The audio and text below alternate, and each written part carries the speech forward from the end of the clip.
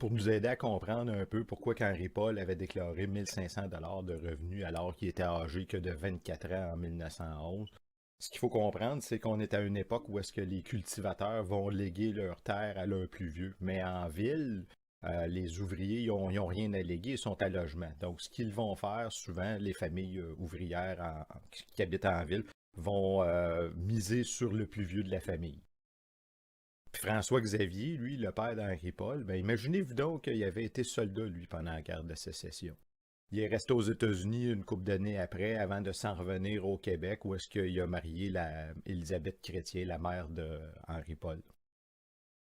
Suite à ça, ben, il a continué à travailler toute sa vie. On peut le voir là, dans le recensement là, de 1911. Il travaille toujours comme voiturier à l'âge de 79 ans. Il a travaillé très fort, puis il y avait une rente de l'armée américaine. Donc, ça lui permettait là, de mettre un petit peu d'argent de côté pour envoyer Henri Paul aux études supérieures, ce qui était très rare pour un Canadien français à l'époque. Puis Henri Paul, lui, ben, ce qu'il faut savoir, c'est que c'était un surdoué en mathématiques. Donc, le fait d'aller au collège a sûrement perfectionné la maîtrise de cette science-là.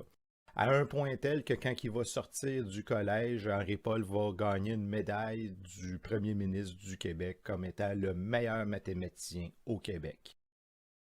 Puis si je sais tout ça, ben c'est parce qu'en fait, Henri Paul, c'est le grand-père à mon père. Donc, je connais pas mal d'histoires là, que mon père m'a racontées sur son grand-père à lui, donc mon arrière-grand-père. Puis quand j'ai commencé à faire des recherches en généalogie, ben tout ce que mon père m'a raconté se confirmait. La seule pièce maîtresse qui me manque, ben, c'est cette fameuse médaille-là qui pourrait exister encore toujours. Mais ma théorie, c'est que il aurait reçu cette médaille-là en 1911, qui probablement venait aussi avec une bourse. Donc, en réalité, il ne gagnait pas 1 500 $ par année. Là. Il avait peut-être gagné 500 ou 800 $. Puis, il y avait eu une bourse en plus qu'il avait déclarée là, dans ses revenus au recensement. Alors, si jamais je retrouve cette médaille-là, ben, je pourrais prouver cette théorie-là, qui reste jusqu'à présent une théorie.